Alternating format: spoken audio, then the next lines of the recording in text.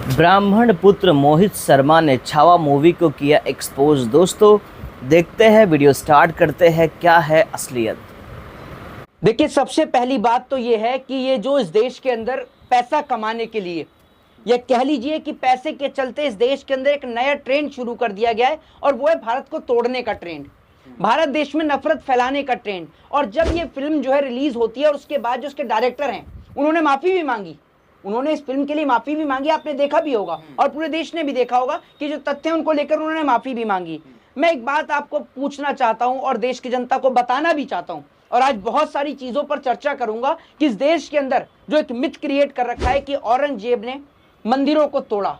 सबसे पहला सवाल की शुरुआत यहीं से करता हूं कि क्या औरंगजेब ने सिर्फ मंदिरों को तोड़ा? औरंगजेब ने मस्जिदों को नहीं तोड़ा। फिर दूसरा सवाल मैं आपसे यह पूछना चाहता हूं कि क्या ये जो औरंगजेब और शिवाजी के बीच में जो लड़ाई थी, क्या ये लड़ाई हिंदू और मुसलमान की लड़ाई थी? आज मैं आपसे पूछना चाहता हूं ये बात, और इस देश की जनता को भी बताना चाहता हूं।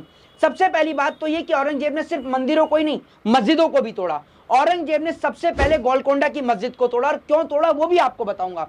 औरंगजेब जो गोलकोंडा का जो नवाब था, उसने कर देने से इनकार कर दिया। उसने कहा कि मेरे पास पैसे नहीं है। तो उसके बाद में औरंगजेब जो है वो अपने जासूस को भेजता है और पता करता है, तो उसका जासूस आके बताता है कि उसने जो सारा धन है, और जो गोलकोंडा का जो नवाब है, उसने जो सारा धन है वो मस्जिद के नीचे दबा रखा है। तो गोलकोंडा के जो क्या कहते हैं मस्जिद थी, उसको औरंगजेब ने गिराने का काम करा। तो इस देश के अंदर जो चीजें दिखाई जाती हैं कि औरंगजेब ने मंदिरों को तोड़ा या मंदिरों को तोड़ा, ऐसा कुछ भी नहीं है।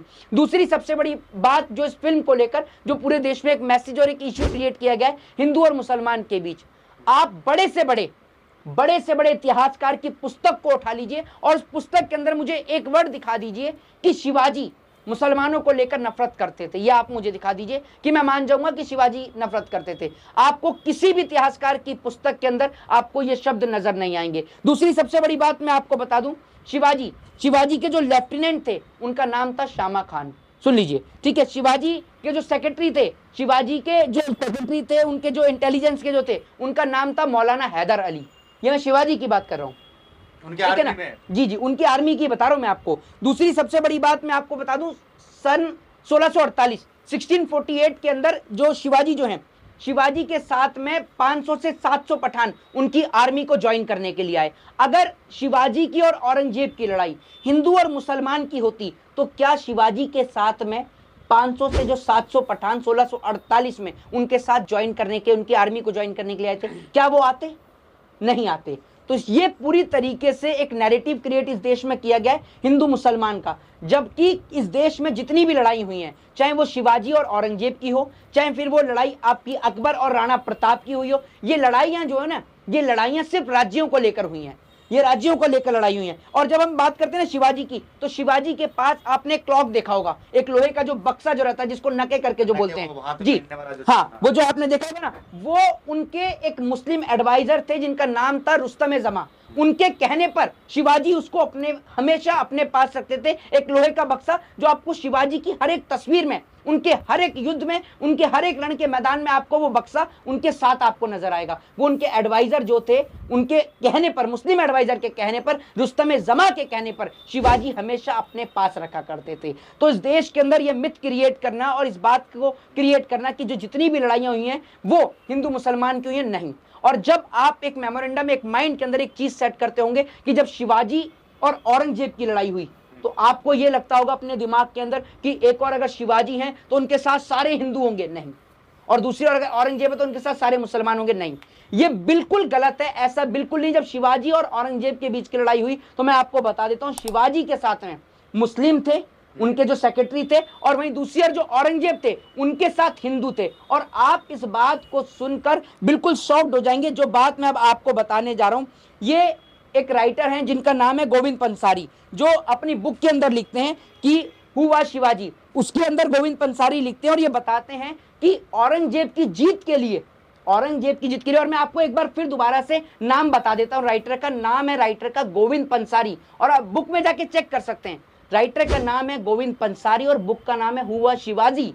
उसके अंदर ये लिखा हुआ है साफ साफ, गोविंद पंसारी लिखते हैं कि 400 ब्राह्मणों ने औरंगजेब की जीत के लिए यज्ञ किया, शिवाजी की हार और औरंगजेब की जीत के लिए यज्ञ किया। अब आप उन 400 ब्राह्मणों को देशद्रोही ठहरा देंगे कि वो लोग तो गलत थे, नहीं।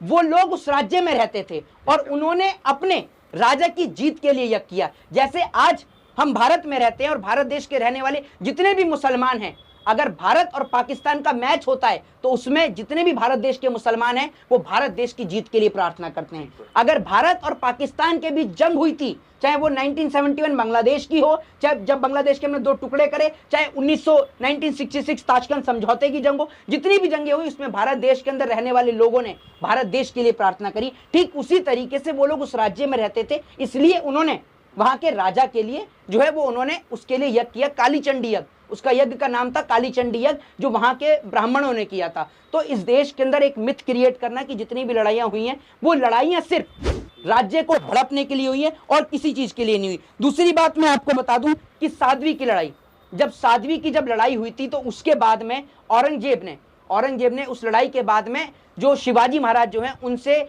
संधि स्थापित करने के लिए जो अपने जो उनके जो संदेश जो लेके जाते हैं, संदेश वाहक जो है वो एक ब्राह्मण को बनाकर भेजा और उसके बदले में शिवाजी ने जो अपने संदेश वाहक को भेजा उन्होंने एक मुस्लिम को भेजा। तो आप जो इस देश के अंदर ये चीज क्रिएट कर रहे हैं ना हिंदू मुसलमान की, ऐसा कहीं से कहीं तक भी नहीं है। दूसरी बात जब हम बात करते हैं तो मैं आपको बता दूं थोड़ा सा और 1691 के अंदर औरंगजेब ने दोस्तों वीडियो का ओरिजिनल लिंक डिस्क्रिप्शन में है, अगर आप नए हो तो लाइक सब्सक्राइब शेयर जरूर कर दीजिएगा।